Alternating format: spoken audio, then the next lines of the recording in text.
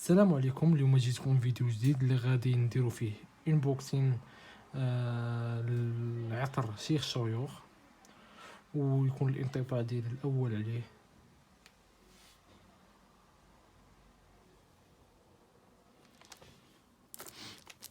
كيجي في علبه على هذا الشكل. هنايا اللوغو ديال اللطافه، كيجي السلوفان عليه،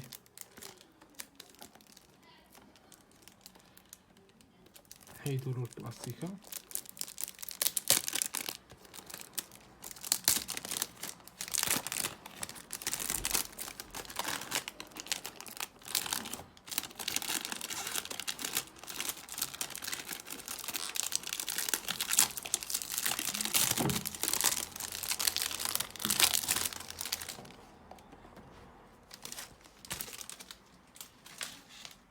كيجي على هذا الشكل هذا، كما قلت لكم ها هو اللوغو ديال لطافه.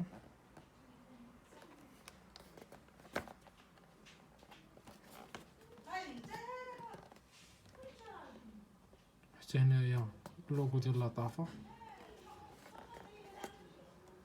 كتجي هنايا مكتوبه بالانجليزيه فاينل اديشن، اي الاصدار الاخير، حيت شيخ شيوخ فيه بزاف ديال الاصدارات.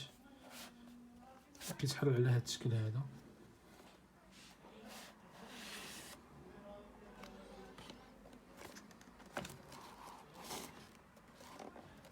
كيجي هنايا مكتوبه شيخ شيوخ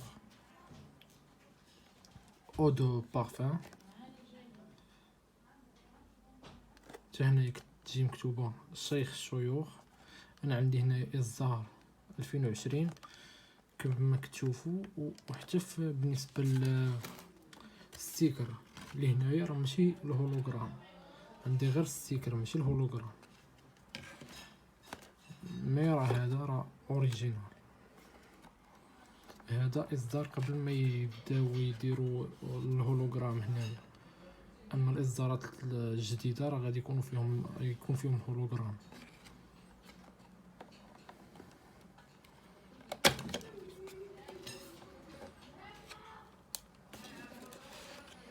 هنا كتجي مكتوبه لطافه.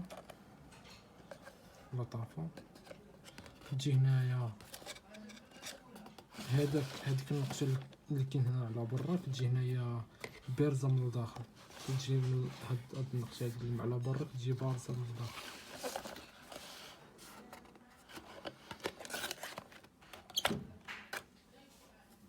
الغطاء ديالو والزجاجه ديالو.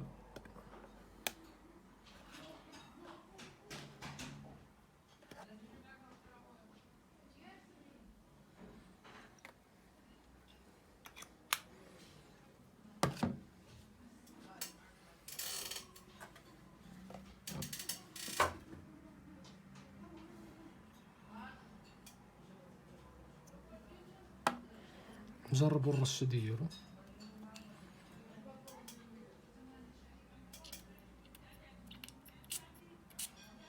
رشه قويه.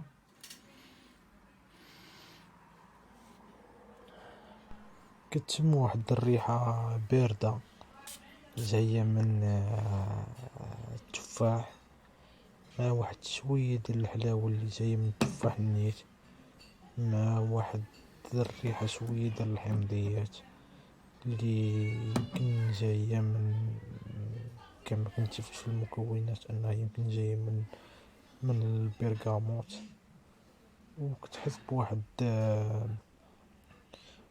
الريحه ديال التابيليه اللي يمكن جايه من الجنجبيل او الزنجبيل. المكونات كيعطيوك في الاول واحد الريحه اللي بارده منعشه. انا كنشوف غير من هاد الرشات الاولين انه يمكن يكون هاد البارفان تقدر تستعمله في الايام كاملين وفي الفصول كاملين. وهذا ما كان الاخوان، وما تنساوش جيم وابوني وخليو لي شي كومونتير زوين.